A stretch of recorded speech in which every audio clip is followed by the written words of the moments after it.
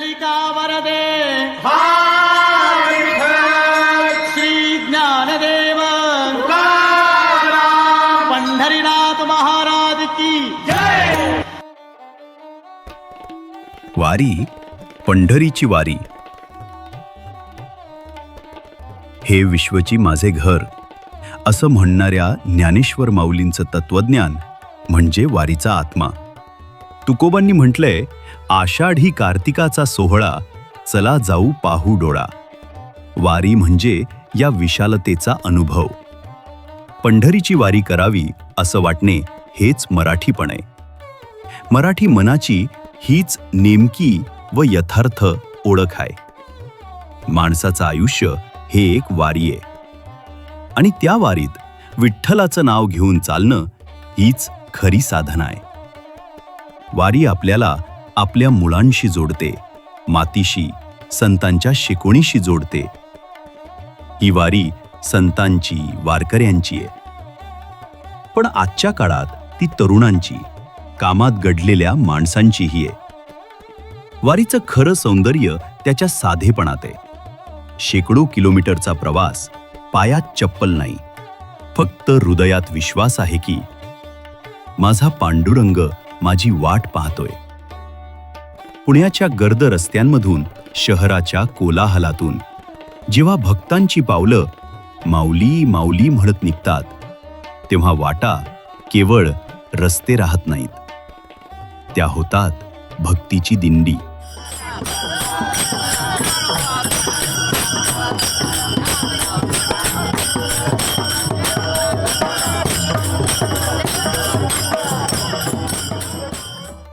आणि यंदाची माझी दिंडी काहीशी वेगळी होती.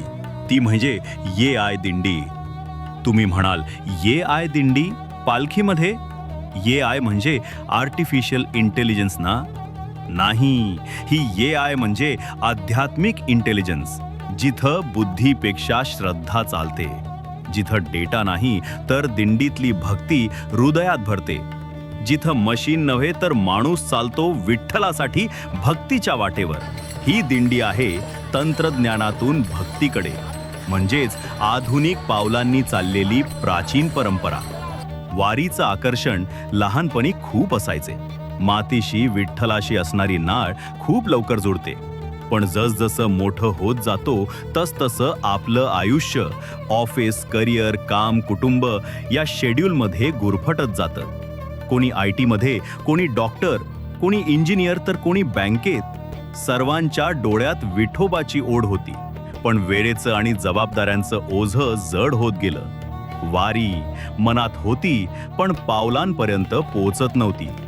पण यावर्षी ये आय दिंडी आली, जिनं फक्त टाळ चिपड्या दिल्या नाहीत तर एक पलटून टाकणारा अनुभव दिला. ही दिंडी नव्या पिढीसाठी होती, त्या लोकांसाठी जे भक्त आहेत पण वेळेअभावी हरवले होते, ज्यांच्या मनात संतांचं नाव आहे पण पावलं मुंबई पुण्याच्या गजबजीत अडकलेली होती. या दिंडीत जात, धर्म, करिअर, स्टेटस काहीच विचारलं गेलं नाही. फक्त विचारलं गेलं, तुला पांडुरंगाला भेटायची इच्छा आहे का? आणि मग जो तो चालायला लागला.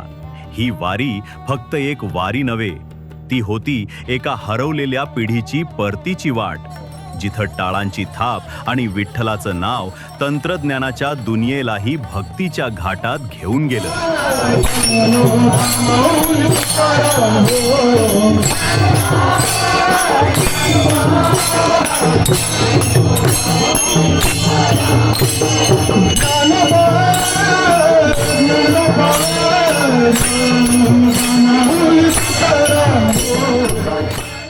संत श्रेष्ठ ज्ञानेश्वर माऊलींच्या पालखी सोहळ्याचा पुण्याहून निघालेला हा पवित्र प्रवास जसा जसा सासवडच्या दिशेनं निघतो तसं मनही एका अदृश्य ओढीने त्या संतांच्या चरणी नतमस्तक होतं. या दिंडीमध्ये होती एक जाणीव की आपण चालतोय, पण चालणं केवळ शरीराचं नाही, ते आत्म्याचं आहे, भावनेचं आहे आणि त्या चालण्यात हरिनामाचं गोड सूर आहे. मग सुरू होतो दिवे घाट. हा घाट म्हणजे केवळ रस्त्याचा वळणवाटा नाही, इथं पावलांबरोबरच अंतःकरण पण चढतं, थोडं थांबतं, थोडं दमतं, पण माऊली माऊली म्हणून पुन्हा चालायला लागतो. पाठीवर बॅग, डोक्यावर टोपी, ओठांवर नाम ज्ञानोबा तुकाराम. दिवे घाटाच्या त्या वळणांवर वाऱ्याच्या झुळुकीत जणू टाळ चिपड्यांचे सूरही पसरत जात होते. ढगांच्या मधून झिरपणारा सूर्य आणि पायात चाललेली भक्तीची लय, हा अनुभव शब्दांपलीकडचा होता. आता वाट दिसते सासवडची. मात्र खरं सांगायचं तर प्रत्येक थांब्यावर आपल्याला पांडुरंग भेटत राहतो. कधी एखाद्या वडाच्या सावलीत, कधी एखाद्या पाणी वाटणाऱ्या सेवेकऱ्याच्या हसऱ्या चेहऱ्यात, तर कधी आपल्या थकलेल्या पण समाधानी हृदयात. जसं जसं आपण दिवे घाट वर चढत जातो, तसं तसं एक नजरेआड असलेलं तेज हळूहळू उलगडू लागत. एका वळणावरून, एका टेकाडावरून अचानक नजरेस पडतो तो पांडुरंगाचा भव्य मूर्तीचा देखावा. भल्या मोठ्या आकारात निळसर सावल्यांमध्ये दिशांना कवेत घेत तो पांडुरंग उभा असतो. अगदी तसाच, हात कमरेवर ठेवून, शांत, निशब्द. त्या एका झलकाने घाम सुटतो, पाय हलके वाटतात आणि वाटतं हा घाट आपण पार केलाच यासाठी की त्या पांडुरंगाचे पहिलं दर्शन मिळावं. जणू संत तुकोबांचे शब्द कानात घुमतात. तुका म्हणे माझे हेची सर्व सुख, पाहीन श्रीमुख आवडीने.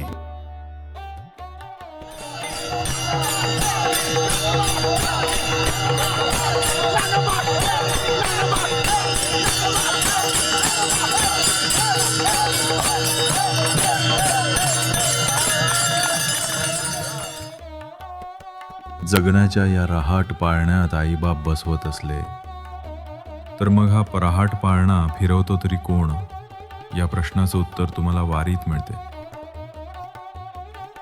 वारी एकदा अनुभवली की ती दरवेळी हृदयात चालत राहते. सावड गोचीड पंढरपुरी, आस भेटीची लागे कुळ्यांतरी, सावधकाना तुका माऊली पंढरी, अभंगाची